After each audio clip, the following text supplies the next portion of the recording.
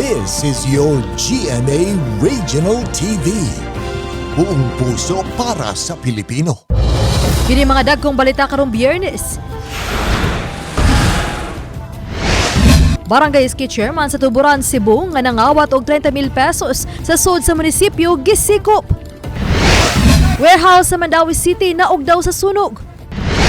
Pagpangawat og manok sa delivery riders sakpan sa CCTV. Og posibleng pagdagsa sa maapas nga magparehistro sa COMELEC gipangandaman. Kini ang GMA Regional TV Balitang Bisdak. Maayong hapon lang, kini ang inyong GMA Regional TV Balitang Bisdak ang bugtong kasaligan, kasandigan o kadangpan sa mga Bisaya nga maghatod sa labing dako ug mga nangunang balita nga mahinungdanon sa Central ug Eastern Visayas ug live dinhi sa GMA Complex sa Dakbayan, Sugbo. Ako si Alan Domingo.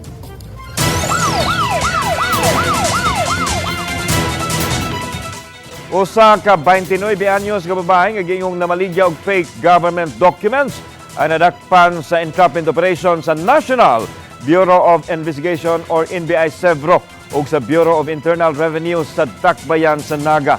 Sayra natong detalye niining report.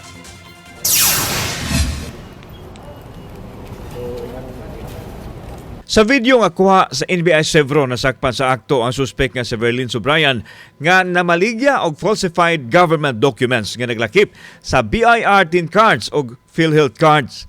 Nadakpan ang suspek atol sa gipahigayong entrapment operation sa NBI ug sa BIR niadtong Setyembre 24 alas 6:30 gabi sa East Poblacion, Siyudad sa Naga. As far as our investigation is concerned, dugay-dugay na gyud. In fact, daghan na siyang suki and she is using the social media platform to promote her illegal business. On behalf of our Regional Director Douglas A. Rufino, we would like to thank NBI 7 headed by Attorney Oliva for this another because daghan na gini series another successful entrapment. Mato ni Attorney Rinan Agustos Oliva, ang direktor sa NBI Sevro, nga ang pagkuyanap sa mga falsified document ang gigamit sa tao paghimo og krimen lakip na mga nalambigit sa illegal nga pugo sama sa natabo sa ubang mga dapit sa nasod. Apil na nini ang mga langyaw nga gustong mogamit sa ngalan sa Pinoy aron makahimo og transaksyon sa nasod. Doon na nahaunang nadakpan nga nalambigit sa paghimo usab og mga falsified documents. This operation is a result of the prevalence of government documents being used by criminals, including those involved in illegal pogos. These documents from other agencies are being investigated now as ordered by our Secretary, Honorable Crispin Remulla. Nasayran nga operasyon sa NBI gihimo nunod sa reklamo nga gipadangat kanila gikan sa Bureau of Internal Revenue. Panawagan sa otoridad sa publiko nga sa BIR office lang mo kuha og mga tin cards aron malikay ang mga tao sa naghimo og mga tinunto. Don't buy or secure your tin outside of BIR. More or less that's fake yet. So we encourage everyone, please use our system already, the BIR. It's a new BIR website. Giangkon sa suspek nga gikan sa kauluhan ang mga printed BIR o PhilHealth cards nga gipadala kaniya og igo lang siyang namaligya nini. Duha na katuig siya nga naghimo niini tungod matod pas kalisod sa pagbuhi sa duha niya ka mga anak. Kabalo ka nga kuani ka ng illegal? Oo, sir. Yang anong gihimo pamanimo? Gusto na ko makatabang, sir, ba? Okay, makataon sa mga trabaho nimo gawas ani. Awaw ko trabaho, sir, lagi ko sa balay. Napasakaan na sa piskalya og tukmang kaso ang dinakpan. Kauban si Clover Lumayag, ako si Alan Domingo. Balitag Bisdak. Gisikop ang 21 anyos nga ski chairman sa usa ka barangay sa lungsod sa Tuburan. Human siya gipasangin lang nangawat og kwarta sud sa bag diha sa mayor's office sa lungsod sa Tuburan. Matod ni Police Lieutenant Colonel Glenn Haipe, ang hipis sa Tuburan Police, nga naitabo ang pagpangawat alas 5:20 kagahapon sa hapon og nireport ang biktima alas 9 nas gabi. Ang biktima ang 48 anyos nga executive assistant sa mayor.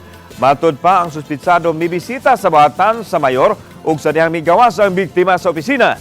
Din hinamatod pa gikuha sa SK chairman ang kwarta nga gibanawan ng mobalor kapin 30,000 pesos. Apan nasubay sa CCTV camera sud sa buhatan ang gihimo sa SK chairperson.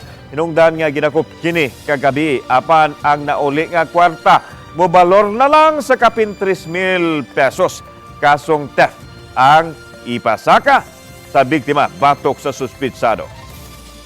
Ang iyang rason, natinta lang dyan kuno siya kay naa siya kuno siya problema sa iyang pamilya dito sa iyang lugar. Unya naa siya kuno siya gustong palito niya di siya kapalit na kita niya sa bag na kwarta iya kunong gilatan. Iyang kunong gipamalit niya na kuno siya gipada kuno sa iyang ambot o asa niya kakinsa to niya gipada na kuno siya gipadadaan. Pagdagsa sa Moapa sa last day sa voter registration, ang ipangandaman subay nini mopakatap ang kapulisan ug ang City Tuda sa ilang mga personnel sugod ugmang adlaw o ugma hangtod na sa Lunes, September 30. Atong sayran ang dugang pagpangandam sa report ni Femari Dumabok. Fem.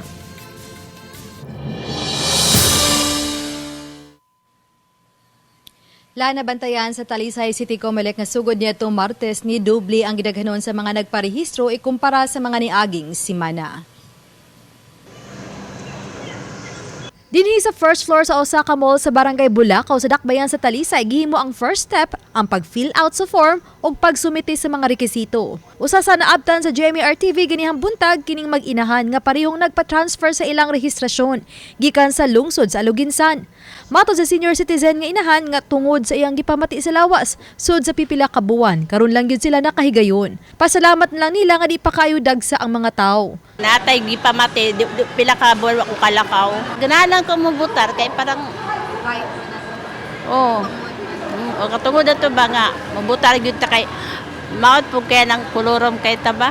Last week actually we were only able to cater around 60 to 80. Karon niabot na ta og 160 to 180. So tomorrow, Saturday, walay trabaho ang ubang tao and wapoy klase.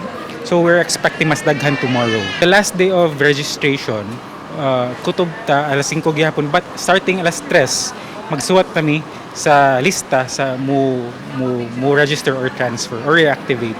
Kay para to ma-manage na to ang atong mga tao. Tungod sa napanlantawan nga pagdagsa sa on-site registration sugod ugma hangtod na sa katapusang adlaw karong Lunes. Kapulisan ang mupakatap sa ilang mga personnel. Samtang ang trapiko ug kaluwasan sa mga tao nga molabang diha sa daan sa gawas sa mall, din gihimong off-site registration gibantayan usab sa mga traffic enforcer. Mao na ang monitor karon ang kanang sitwasyon dito sa sulod. Unya human naka-standby na ang atong mga personnel. Doon na nakahanay nga mga plano kung galing mudagsang ang mga tao, labi na gyud ang magdag mga sakyanan. So nag-andam na ta og plano o kig-coordinate na ta mismo sa establishment. Samtang lakip na sa gipangandaman ang filing unya sa Certificate of Candidacy nga sugda na usab Martes sa sunod semana, October 1. Subay niini nagpahigay og ocular inspection si Police Lieutenant Colonel Epriam Paguyod. Sulod sa Talisay City Hall, diin himo ng filing. Part po sa security deployment po natin ay nag-ocular po tayo dito sa area para makita po natin kung saan po natin pwedeng ipesto yung mga tao, saan po natin pwedeng mga exit area dito sa mga vulnerables kung saan man para po malagyan po natin ng mga tao po. Gawas sa kalihukan sa Comelec, gipangandaman usab ang pagsugod na karong gabi sa mga fiesta activities sa Talisay City. Mato di Paguyod nga dunay idugang nga pwersa sa kapulisan.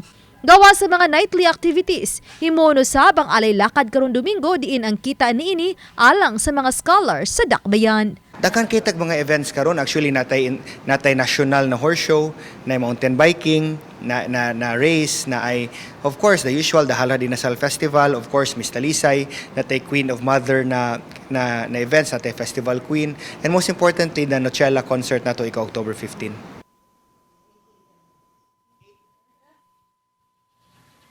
Laan karong Oktubre 1 himuon usab kun sugda na usab ang nightly activities o ang night market diha sa landing o sa plaza sa Barangay Poblasyon sa Dakbayan sa Talisay. Samtang himuon usab ang parada alang sa opening salvo sa kapistahan sa Santa Teresa de Avila nga magikan sa Talisay City Hall padung sa simbahan karong Oktubre 1 sa alas 3 sa hapon.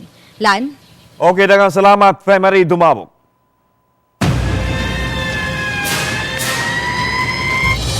Maabot sa 9 milyones pesos ang danyo sa sunog nga miolbo pasado alas 2 ganinang kadlawon sa barangay Paknaan, Mandawi City. Si Mark Ridgeabilia sa report.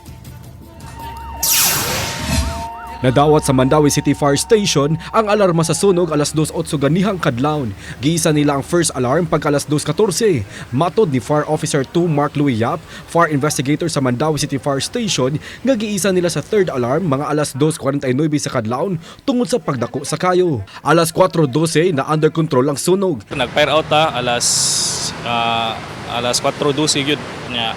Under control ta alas 4:12 tayo nag-fire out alas 5:20 na sa buntag.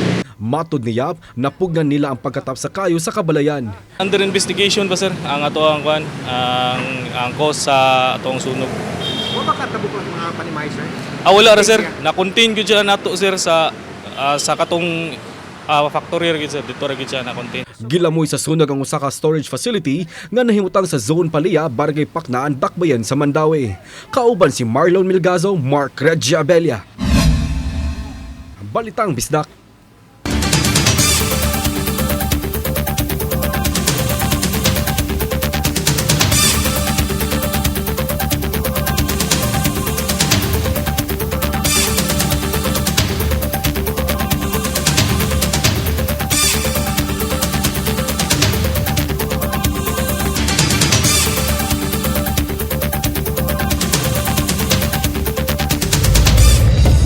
Kini ang GMA Regional TV Balitang Bisdak.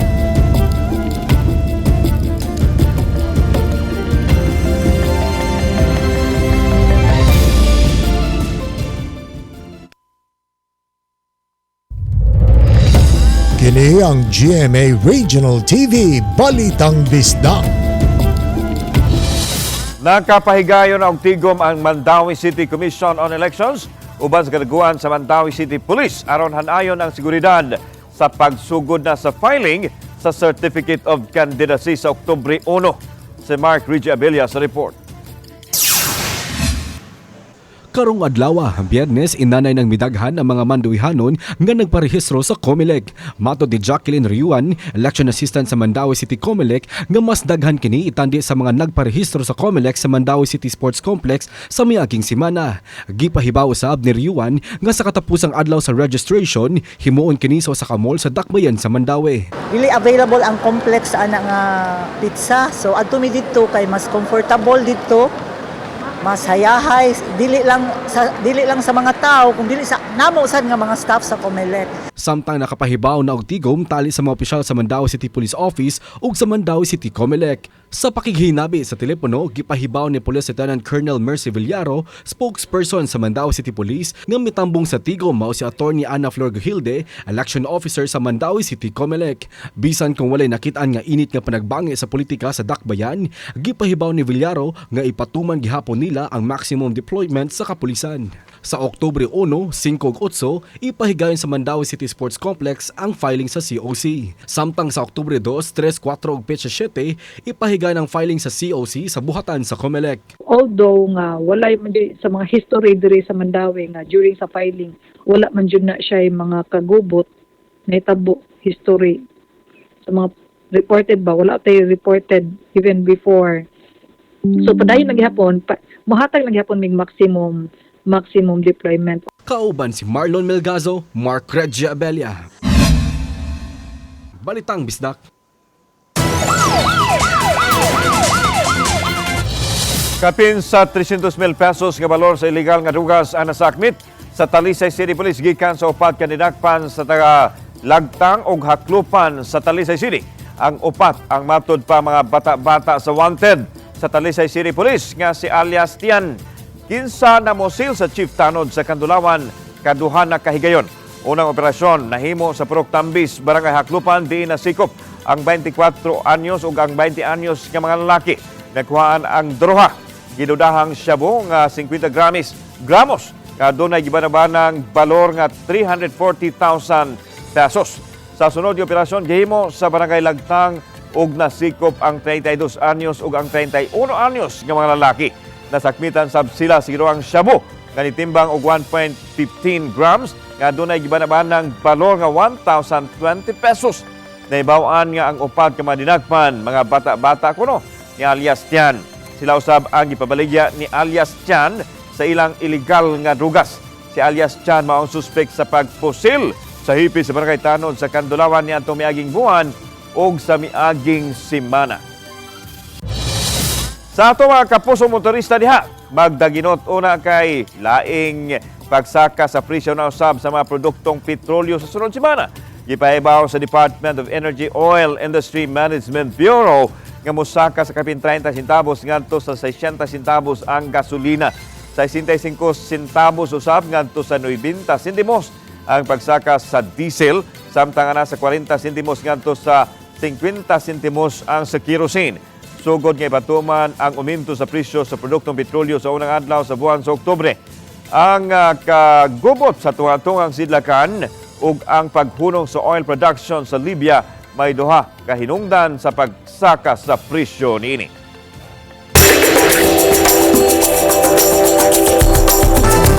Sa Hulicam, ang usa ka motorcycle delivery rider nga gipasingil lang nangawat sa manok nga igtatari sa kilid lang sa kalsada. Nahitabo kini sa Kamuning Street sa Barangay Tisa, Dakbayan sa Sugbo. Makita sa video ang usa ka lalaking nagmotor nga mihunong kilid sa daan. Nanaog kini sa iyang motor og gisignit ang manok. Kitangtangan pa kini sigot o gibutang sa delivery box og mibiya sa dapit. Wa mailya ang suspek tungod kay nag-helmet kini. Nasayran nga wa sa lugar ang tag-iyas manok dihang gikawat kini. Samtang wa pa magpablatter sa barangay ug sa police station ang tag-iya sa manok nga gikawat. Nasayran lang nila ang nahitabo dihang gi-upload sa ilang silingan ang hitabo nga adunay CCTV nga nakakuha sa pagpangawat.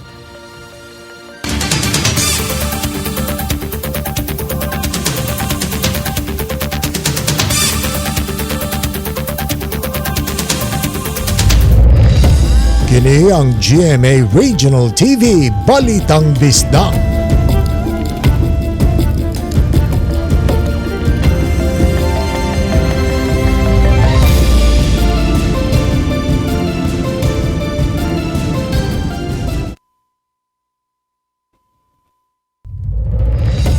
Kini ang GMA Regional TV Balitang Bisdak.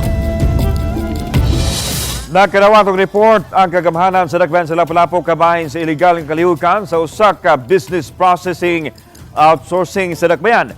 Mato ni Mayor Junard Ahong Chan nga sa pagsusi sa Task Force Against Illegal Business Operation o Task Force AIBO, ilang nasuta nga wa kini business permit. Lakip sa miuban sa inspeksyon mao ang Criminal Investigation and Detection Group Lapu-Lapu City Field Office. Giulagway ni Police Major Richard John Macachor, hipi sa CIDJ Lapu-Lapu Field Office nga ang DPO nalambigit sa illicit emerging crimes. Naglambigit kini sa mga tao nga nagpatuo nga independent literary agency nga gipunting nilang mabiktima ang mga authors ug ang writers. Now they are operating like scam ba? Muna ko publishing, kunyag maka-invest ka dahil hindi ko iputol dayon makasuod ng kwarta ba. This operation is highly organized. Ang ginagawa nila is halimbawa na market kita na interested ka to produce or publish my book. Asa naman ang tulo ka mga Indonesian passport holders? Kinang gisubay karon sa National Bureau of Investigation human nakuha ang tulo ka mga passport gikan sa vault nga nasakmit sa Pugo Hub gikan sa Dakbayan sa Lapu-Lapu. Ano ang report? Giklaro sa NBI nga ang tanang na-rescue ug mga nasikop nga mga langyaw sulod sa Pugo Hub sa Dakbayan sa Lapu-Lapu adunay mga passport. Apil na ang mga nahaunang nakaikyas kinsan isang atog kaso nga maoy nakaingon sa gipahigayon nga rescue operation. Busa na kung tanghaga sa NBI kung si kinsa ang tag-iya sa tulo ka mga Indonesian passport o kung asa na sila karon. Ang naasoy mga langyaw nakasulod yun sa nasod og dili usab mahimong magagawas kay naa pa man ang ilang mga pasaporte. Wa pay butyag sa NBI ang identity sa mga passport holders. Nakig-alayo na usab sila karon sa Bureau of Immigration o sa Indonesian Embassy mahitungod sa record sa tulo ka mga langyaw. So we are in the process of requesting the Bureau of Immigration to check as to their status as well as coordination with the Indonesian Embassy because these 3 passports are Indonesian nationals. Nasayran nga giablihan ang tulo ka mga vaults at tubangan sa Lapu-Lapu City RTC Executive Judge kagahapon adlaw din nakuha ang 241 ka mga cellphones, mga yawi sa sakyanan ug tulo ka mga pasaporte. Suma sa NBI nga posibleng anaa sa mga cellphones ang mga transaksyon sa illegal nga kalihukan apil na ang dagan sa kwarta nga proceeds niini nga gipaagi sa e-wallet transaction. Nagkinahanglan pa sila o kamanduan sa korte aron maablihan ang mga cellphones. We have to preserve that and we have to make the necessary coordination to check if that particular SIM pack contains money. That's why they place that in the vault. We believe that that is still subject to harvesting. Samtang nakig-alayo na ang BIR sa NBI sa gihimo nilang separate investigation nga nagtuyok kung si kinsa ang mga nanag-iya sa 5 ka mga negosyo sulod sa Tourist Garden Hotel o kung natuman ba nila ang pagbayad sa buhis apil na sa ilang mga kawani. Our concern now is more on the sa kanhi manggod nga kuan like Pogo, Pagcor, it's more on the withholding of its employees or sa officers. So mo na mo i-look out. Maybe na mga list dito nga gitago o kinsa ni sila. Maybe there will be list like with corresponding amounts. Of course, magamit na mo. Kauban si Clover Lumayag, ako si Alan Domingo. Balitag, Bisdak. Duha kadagkong mga construction company ang maghiusa aron matukod ang 12 kilometros nga Lapu-Lapu Expressway. Sa online press conference, gipahibaw ni Alan Alfon, ang presidente sa Cebu-Cordova Expressway nga nauyunan uban ang proponent sa Lapu-Lapu Expressway nga mopabarog sa 809 bilyones pesos nga 12-kilometer expressway. Mato ni Alfon nga paspas unya ang dagan sa trapiko kay kabahin sa expressway magdugtong man sa airport ang Sisilex. Gipahibaw sab ni Melito Durano, Junior Presidente sa Expressway proponent, nga ipahigayon nila ang detalye sa project nga sa higayon nga mahingpit na ang joint venture agreement. Samtang ipahibaw sab ni Mayor Jonard Ahongchan nga way gasto ang dakbayan sa proyekto. Way madawat nga bahin ang dakbayan gikan sa tolling fee o ubang commercial revenue. Aduna hinuoy hapit na po ka mga panimay nga mapiktuhan tungod sa road right of way nga giandam na nga relocation site ang City Hall. So mo natong target nga masugdan nato next year pohon. And then once full stream na construction, ang pinakadugay na mahuman is siguro mga 2.5 years. Somehow, siguro by in due time next week or first week of October, magkaroon nga ng signing dyan sa Cebu. No cost from the city. Why gasto ang city ni aning maong proyekto ha? Income generating, mukita ang syudad kay part siya sa sharing.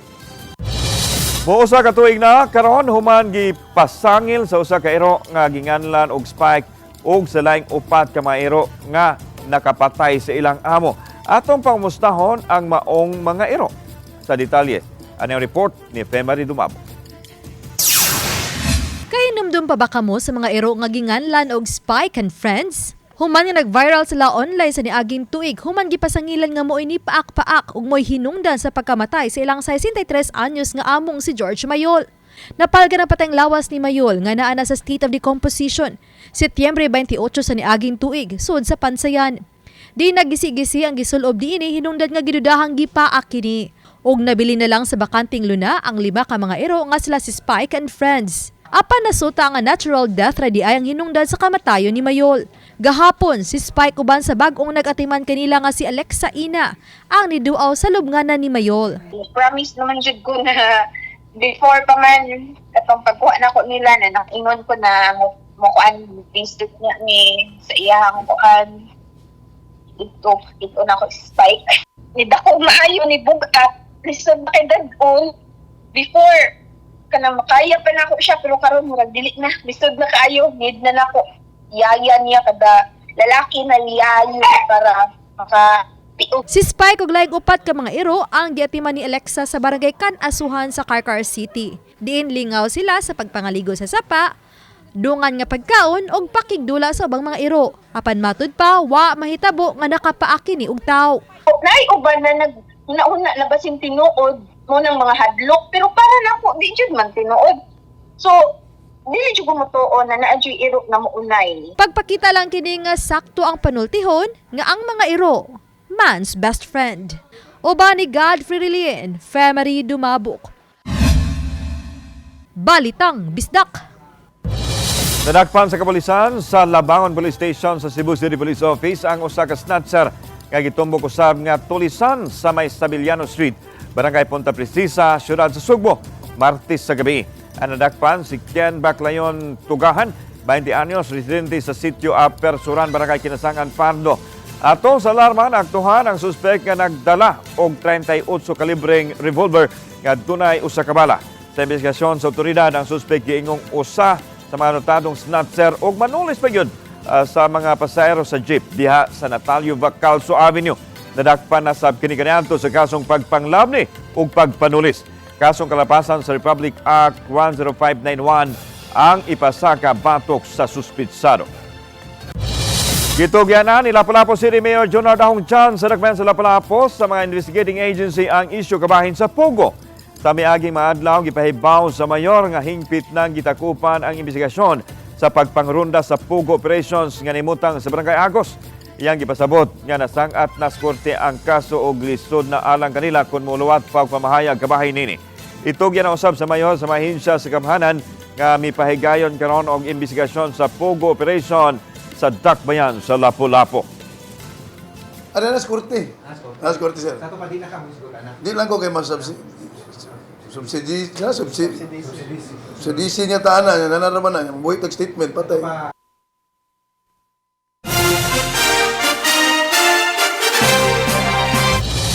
Malipayon nga gidawat sa mga PWD sa Dakbayan sa Ormoc ang mga wheelchairs nga hinatag sa Coast Guard District Eastern Visayas. Gawas sa mga PWD, nakabenepisyo usab ang senior citizen. Maabot sa 54 ka mga benepisyaryo ang nakadawat og sayong pinaskuhan gikan sa Coast Guard sama sa 26 ka wheelchairs, 14 ka crutches o 14 ka quad canes. Subay kini sa kasulugan sa pre-anniversary activity sa Coast Guard Eastern Visayas.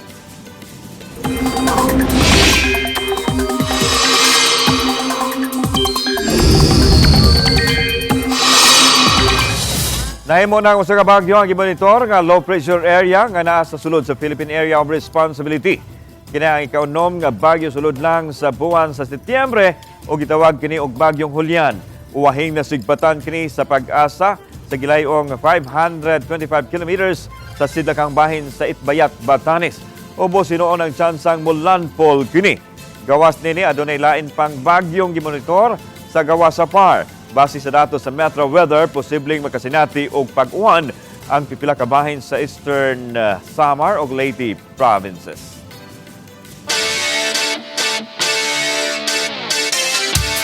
Usa ka iconic landmark sa Dakbayan Sugbo nga nahimutang sa Bukirang Dapit diin masudong 360 degrees ang tibok Cebu City. Apil na ang mga kasikbit nga syudad. Ang padayon gidagsa karon sa mga lokal ug langyang turista. Kaniadto pa kini nga sentro sa laaganan sa mga dumuduong apan mitak-op kadali ug karon subling pagbukas mas misibaw ang katahom sa dapit. Aduna nay upat ka layers nga edipisyo nga pinasahi ang disenyo. Din ang kinatumyan nga gitawag og sky deck. Masaksihan gikan dito ang katahom sa palibot sa ubos samtang ang flooring sa ground floor ang makadani usab sa mga mata sa mga bisita ug apil na ang mga disenyo nini. Aduna usay gimontar nga state-of-the-art media center nga gitumong alang sa mga local ug foreign artists. Pagpalambo sila mga katakos og sa collaboration. Samtang aduna usay pagkaon nga mapalit alang ni adtong panggutomon. Ang iconic landmark adunay 10.5 hectares development nga maabot sa mga bisita di lang pinaagi sa land transport kundi apil usab sa air transport.